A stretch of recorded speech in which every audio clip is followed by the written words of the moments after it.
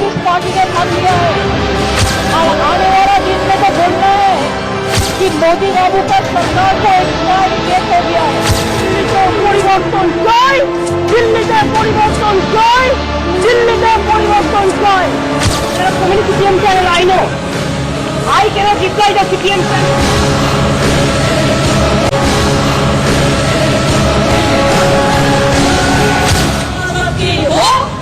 ना हो लेकिन हमारा साथ आम जनता है।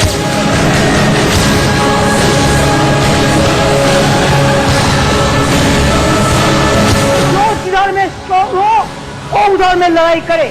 बंगाल में हम स्ट्रॉन्ग है तो हम बीजेपी के खिलाफ लड़ाई करेंगे। तृणमूल कांग्रेस हमसे देशर विकल्प ऐसा माथा रखबे। सादी साड़ी, पैरों में हवाई चप्पल,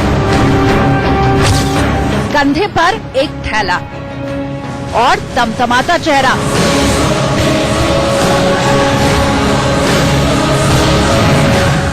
फिर निकलती है एक दहाड़। दीदी को फर्क नहीं पड़ता उनके सामने कौन है, वो किसी को नहीं छोड़ती, फिर वो चाहे देश का प्रधानमंत्री ही क्यों ना हो। आने वाला दिन में तो बोलना है कि मोदी बाबू का सरकार को एक्सपायरी डेट हो गया है। आखिर कुछ तो ऐसा है जो ममता बनर्जी को बंगाल की शेरनी कहा जाता है। चाहे पश्चिम बंगाल की सियासत हो या केंद्र में तृणमूल कांग्रेस का वर्चस्व, इस सब के पीछे एक ही नाम है, ममता बनर्जी। ये ममता बनर्जी के सियासत का ही असर है कि दिल्ली में एनडीए से लेकर यूपीए तक हर कोई ममता की राजनीति में उलझ चुका है। ममता बनर्जी ये तय करती हैं कि वो किस वक्त किसको सियासत में लेकर चलना चाहती है। बहरहाल यही वजह है कि ममता बनर्जी आज इस पायदान पर पहुंच चुकी है कि वो नेशनल पॉलिटिक्स में वो एक बिग बॉस की भूमिका में है। माँ, माटी और मानुष के सियासी मंत्र से ममता बनर्जी अपने राजनीतिक महत्वाकांक्षा को धार देती रही हैं। उनका सियासी ग्राफ वक्त के साथ बढ़ता चला गया। कांग्रेस से अलग होकर भी ममता बनर्जी ने न सिर्फ अलग पहचान बनाई, बल्कि टीएमसी के बैनर तले खासतौर से बंगाल के लोगों के दिलों तक अपनी पहुंच भी बनाई। आखिर ममता बनर्जी का सियासी सफर कैसा रहा और कैसे उन्होंने बंगाल से लेफ्ट के किले को उखाड़ फेंका, इस बारे में आपको बताएं उसके पहले आपको मौजूदा सियासत में ममता बनर्जी का वजूद बताते हैं। आखिर क्यों केंद्र में सत्ता पाने की लड़ाई उत्तर प्रदेश के बाद बंगाल के भरोसे हो गई है और क्यों बीजेपी और तृणमूल कांग्रेस की अदावत का दायरा बढ़ता जा रहा है, जबकि एक वक्त में ममता बनर्जी एनडीए का हिस्सा भी रह चुकी हैं। बावजूद इसके मौजूदा सियासत में मोदी के नाम से ही ममता भड़क जाती हैं।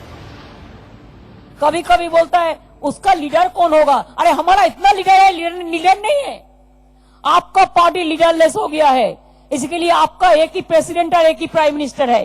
लेकिन हमारा जो गठबंधन है इसमें all are leader, everybody is the leader, everybody is the worker, everybody is the organiser. Mamata Banerjee मुझे जो समझ में आ रहा है, और मैंने ममता बनर्जी को बहुत दिनों से देखा है, कि ममता बनर्जी इस बार बिल्कुल टक्कर देने के, मुकाबला करने के लिए वो लड़ रही हैं। ममता बनर्जी एक तो अपना राज्य दल को बचाने के लिए, दूसरा पश्चिम बंगाल की जो ये अभी जो सोशल स्टेबिलिटी है, ये जो स्थितावस्था है, इसको वो बदलने नहीं देना चाह रही है। 4 चरण का चुनाव हो चुका है, लेकिन पहले फेज से लेकर चौथे फेज तक जितनी हिंसा बंगाल में हुई है उतनी कहीं नहीं हुई।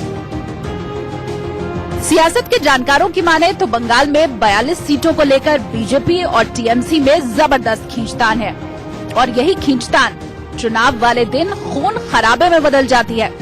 हालांकि ऐसा पहली बार नहीं है जब बीजेपी और टीएमसी के कार्यकर्ता आपस में भिड़े हों। जब से बीजेपी अपना दायरा बंगाल में बढ़ाने की कोशिश में है, तभी से बंगाल में दीदी के सिपाही डट कर खड़े होते हैं। आखिर दीदी के राज में कोई और कैसे आ सकता है? खैर जो भी हो, दीदी को दूसरे सियासतदान भले ही टेढ़ी नजर से देखते हो, लेकिन बंगाल के लिए दीदी एक ऐसी महिला है जिसने सियासत में एक ऐसे फॉर्मूले को अपनी ढाल बनाया जिसके सहारे वो कमजोर तबके के लोगों के बीच एक मसीहा की तरह हो गई हैं। यही वजह भी है बंगाल में लोग दीदी के लिए कुछ भी कर गुजरने को तैयार हैं। दीदी का जो छवि है वो अभी बदल रहा है। पहली बात तो ये है कि लोग उनको जानते थे कि वो रास्ते में उतर के बहुत टक्कर का मुकाबला लेफ्ट और सीपीएम के साथ करती थी। अब जो दीदी को हम देख रहे हैं वो लेकिन मूवमेंट और एजिटेशन से हट के बढ़ के अब वो पूरा संपूर्ण राजनीतिक लीडर के हिसाब से हम देख रहे हैं। उत्तर प्रदेश में बीएसपी और एसपी के गठबंधन ने बीजेपी की नींद उड़ा रखी है, क्योंकि 2014 में 73 सीटों वाला दौर इस बार बीजेपी के लिए टेढ़ी खीर साबित हो सकता है। अमित शाह ने इस समीकरण को शायद पहले ही भांप लिया था और काफी वक्त पहले ही बंगाल में बीजेपी को स्थापित करने का काम शुरू कर दिया था। अमित शाह ने बंगाल में कई दौरे किए, इसका असर भी हुआ। जब बंगाल में पंचायती चुनाव हुए तो टीएमसी के बाद बीजेपी दूसरे नंबर की पार्टी बनी। ये पहली बार था जब बंगाल में बीजेपी हर जिले में पंचायती चुनाव जीती। यानी ये तो साफ हो चुका है कि बंगाल के हर इलाके में बीजेपी की पैठ बन चुकी है। बस यही बात ममता बनर्जी की चिंता का सबब है। हाल ही में 3 राज्यों के चुनाव में मिली हार को छोड़ दिया जाए तो कुछ महीने पहले तक देश के करीब 70% हिस्से के राज्यों में किसी न किसी तरह से बीजेपी सत्ता में थी। बीजेपी की ख्वाहिश आगे बढ़ने की थी, जिसमें से बंगाल पर अमित शाह की नजर थी। लेकिन दीदी के जादू के सामने बंगाल में अमित शाह की चाल फीकी पड़ गई। 2016 में बंगाल में विधानसभा चुनाव हुए। दीदी दूसरी बार सत्ता में आ चुकी थी। लेफ्ट और कांग्रेस तिनके की तरह उड़ चुके थे। हालांकि बीजेपी को सिर्फ 3 सीटें मिली थी, लेकिन 2 साल बाद हुए पंचायती चुनाव में बीजेपी का बंगाल में असर साफ दिखाई दिया। अब सीधी टक्कर बंगाल में बीजेपी और टीएमसी के बीच माने जाने लगी है, जिसके जरिए बीजेपी लोकसभा चुनाव में बंगाल की 42 सीटों में से कम 22 सीटों का टारगेट लेकर के चल रही है। इस सीट तो वो एक कहने वाली बात थी, ये कोई सीरियसली उनको वो भी नहीं सीरियसली ले रहे थे, हमको भी नहीं सीरियसली लेना है। लेकिन बीजेपी जो समझ रही है कि उसकी जो पॉपुलैरिटी है, वो जो रैलीज में लोग आ रहे हैं, वो देख रहे हैं कि और काफी लोग उनके ऑफिस में जाते हैं, उनके साथ बातचीत करते हैं, उसको देख के बीजेपी को लग रहा है कि वो बहुत आगे बढ़ रहा है। लेकिन बीजेपी का ये प्रॉब्लम है कि बीजेपी के पास जनाधार नहीं है। बीजेपी उत्तर प्रदेश में कम होने वाली सीटों की भरपाई ओडिशा और बंगाल से करना चाहती है। खासतौर से बंगाल से अमित शाह को कुछ ज्यादा ही उम्मीदें हैं, इसीलिए बंगाल के हर छोटे बड़े मुद्दे पर नजर बनाई हुई थी, जिसका असर ये हुआ कि अगर बंगाल में कुछ भी गलत होता तो ममता बनर्जी उसका इल्जाम सीधे मोदी सरकार पर लगा देती। कुछ महीने पहले फरवरी में जब सारदा घोटाले में पूछताछ के लिए CBI team Kolkata police commissioner के घर पहुंची तो सीबीआई टीम को बंधक बना लिया गया। बात यहीं खत्म नहीं होती। ममता बनर्जी ने अपनी गलती नहीं मानी, बल्कि सीबीआई के खिलाफ धरने पर बैठ गई थी, जबकि मामला सुप्रीम कोर्ट में चल रहा था। एक तरीके से संवैधानिक संकट की तरह उस मामले को देखा जा रहा था। सीबीआई टीम को बंधक बनाने का अकेला मामला नहीं है जब ममता बनर्जी ने मोदी पर निशाना ना साधा हो। फरवरी में ही जब योगी आदित्यनाथ रैली के लिए बंगाल पहुंचे थे तो स्थानीय प्रशासन ने उनका हेलीकॉप्टर तक नहीं उतरने दिया था। थक हार कर योगी को फोन पर रैली को संबोधित करना पड़ा था, जबकि प्रशासन ने सुरक्षा कारणों का हवाला दिया था। उसी महीने में ही मोदी की भी रैली थी। उस वक्त भी टीएमसी के कार्यकर्ताओं ने मोदी के पोस्टर फाड़ डाले थे और बीजेपी कार्यकर्ताओं से मारपीट की थी। लेकिन जब मोदी रैली में पहुंचे तो सीधा निशाना ममता बनर्जी पर साधा और भीड़ का हवाला देकर कहा था कि ममता की साजिश अब बेनकाब हो चुकी है। दीदी को समझ आ गया है वो जितने मुसीबतें पैदा करेगी उतनी ताकत से कमल ज्यादा खिलने वाला है। साथियों, जब सिंहासन हिल रहा है तो दीदी और उनके गुंडे बौखला भी रहे हैं।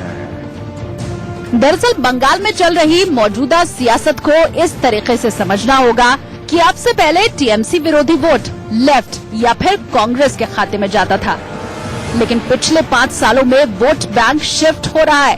2014 के लोकसभा चुनाव में बंगाल में बीजेपी का वोट परसेंट जहां 11% था, साल 2018 आते आते पंचायती चुनाव में बीजेपी का वोट प्रतिशत 30% तक जा पहुंचा। पश्चिम बंगाल में बीजेपी का वोट शेयर बढ़ जरूर रहा है, लेकिन जमीनी स्तर पर जो संगठन वो इतने सालों से बना रहे हैं वो अब भी तैयार नहीं है, जिसका एक बहुत बड़ा इम्तिहान 2019 का लोकसभा चुनाव है। लेकिन ममता बनर्जी जैसा नाम जहां तृणमूल कांग्रेस के साथ है, पश्चिम बंगाल में बीजेपी का उससे मुकाबला करने वाला कोई बड़ा नाम ही नहीं है। बंगाल में बीजेपी संगठन मजबूत करने के पीछे शाह की रणनीति अच्छी हो सकती है, लेकिन ये काम तब करेगी जब बीजेपी के पास जमीनी स्तर पर काम करने वाले नेता होंगे। शायद इसीलिए अमित शाह को चाणक्य कहा जाता है। उन्होंने बंगाल में इसका इंतजाम काफी पहले ही कर लिया। एक वक्त में ममता बनर्जी के सबसे करीबी रहे मुकुल रॉय बीजेपी में आ गए। रॉय ही वो शख्स है जिन्होंने टीएमसी के संगठन को खड़ा किया है। मुकुल रॉय के बीजेपी में आने के बाद पार्टी का एक धड़ा ये महसूस करने लगा कि जमीनी स्तर पर संगठन को खड़ा करने में अब उसे मदद मिलेगी। मुकुल रॉय ऑर्गेनाइजेशन में शायद कुछ कर लें, लेकिन उन्होंने ऑर्गेनाइजेशन में भी ऐसे कोई नेता को टीएमसी से निकाल के नहीं ला पाए हैं जो ऑर्गेनाइजेशन के साथ ऑर्गेनाइजेशन को बढ़ा के मास लीडर एक, ऑर्गेनाइजेशन चलाने के लिए दूसरा। तो ये 2 दिक्कतें बीजेपी के पास बहुत बड़ी हैं।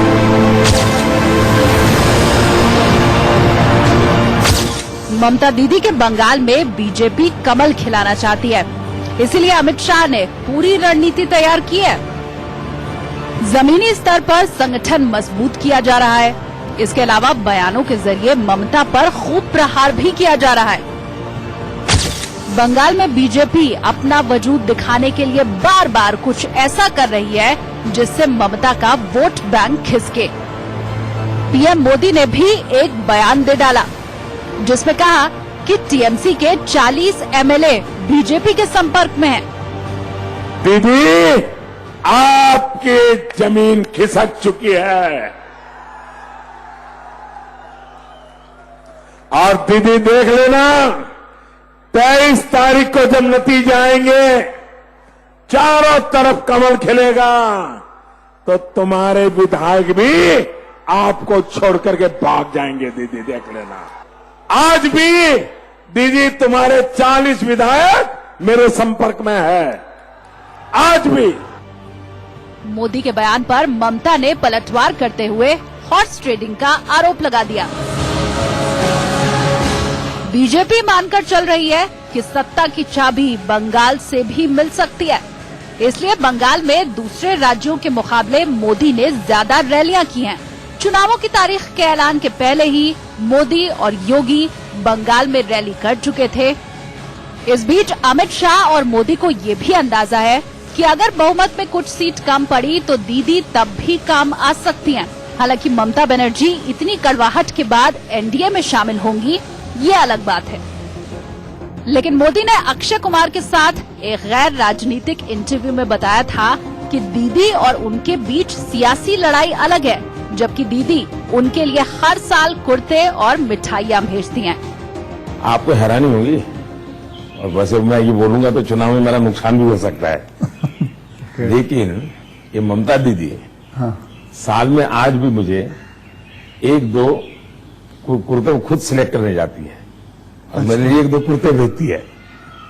अच्छा, that is something very big to know about. Modi ने दीदी से आत्मीयता का रिश्ता बनाया। लेकिन ममता बनर्जी ने इसे नकारते हुए कह दिया कि वो मोदी को मिट्टी के रसगुल्ले भिजवाएंगी। चुनाव का टाइम में बोलता है बंगाल से वोट चाहिए, हमको बंगाल से तुमको रसगुल्ला देगा। क्या रसगुल्ला देगा?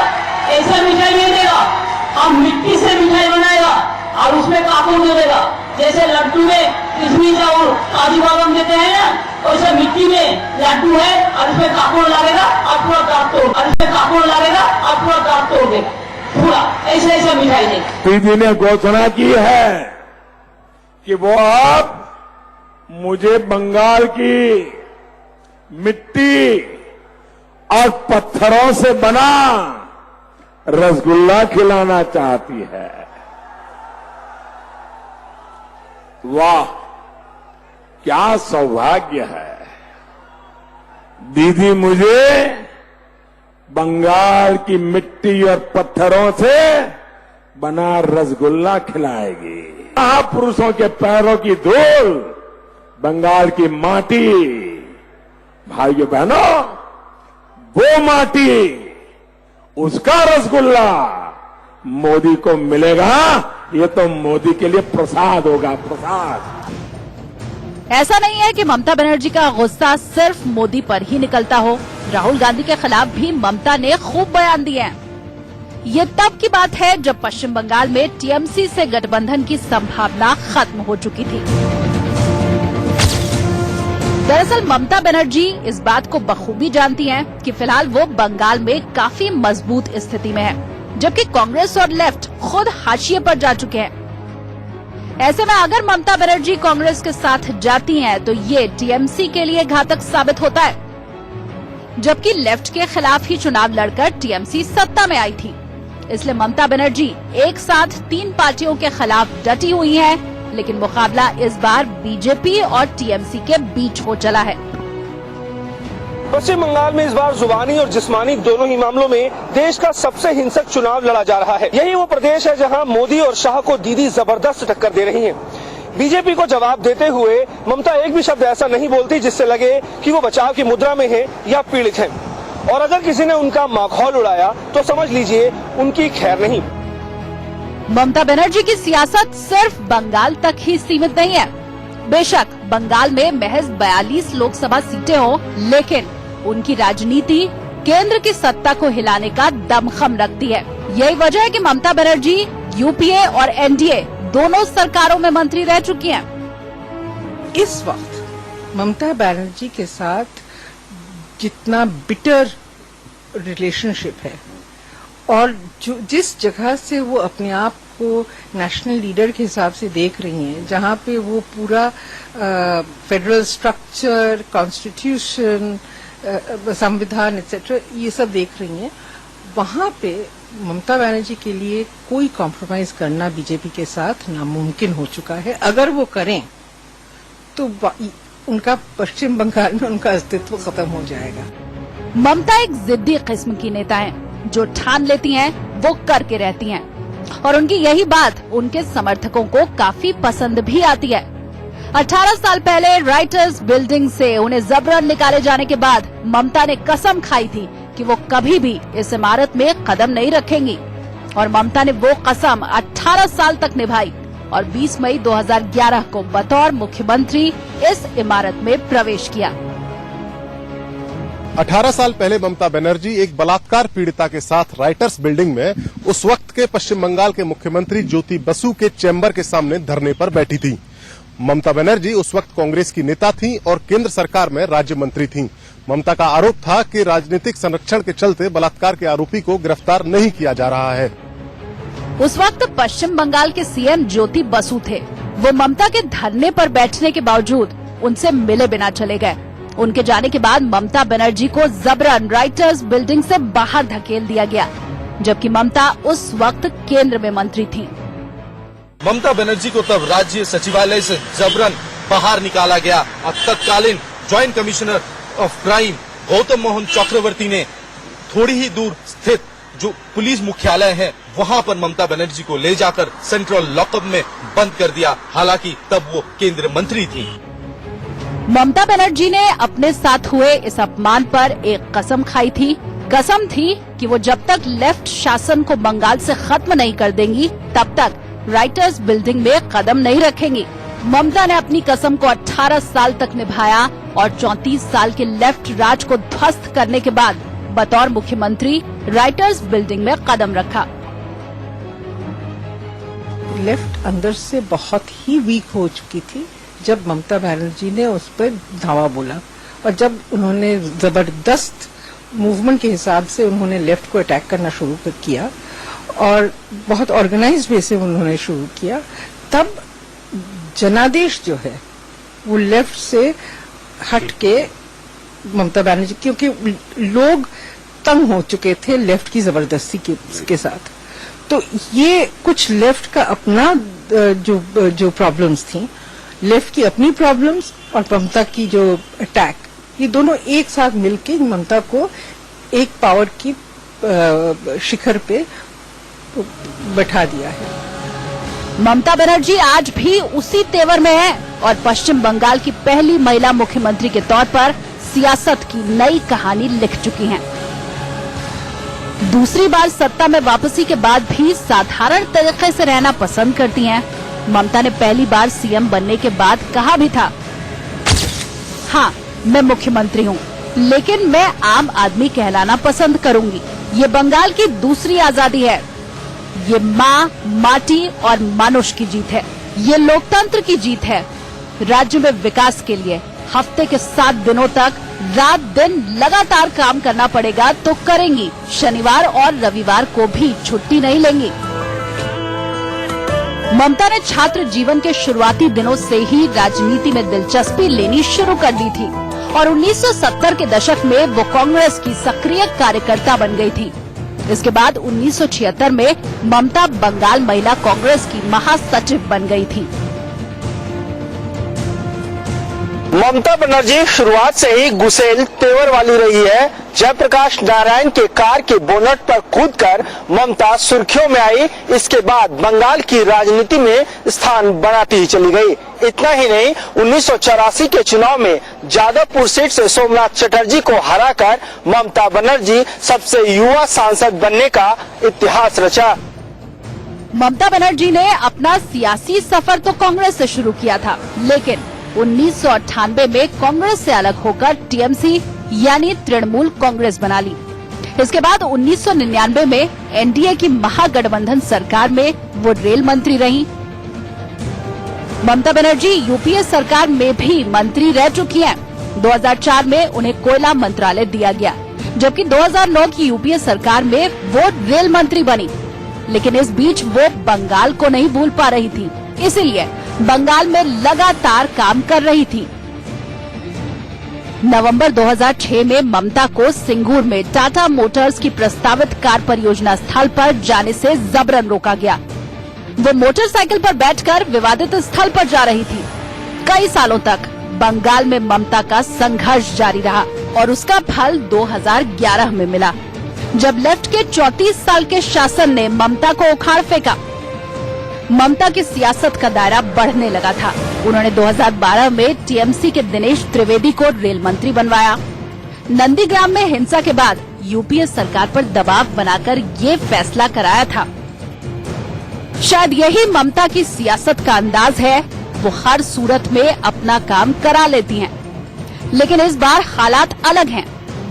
बंगाल में वो कांग्रेस से नाता तोड़ चुकी हैं और बीजेपी से सियासी जंग जारी है। ऐसे में ममता बंगाल में एकला चलो की राह पर हैं।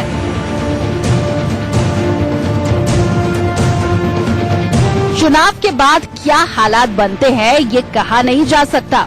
फिलहाल ममता को कम आंकने की भूल ना तो बीजेपी करेगी और ना ही कांग्रेस, क्योंकि दोनों ही ममता के दुलार और गुस्से को बड़े करीब से देख चुके हैं। Bureau report, India news.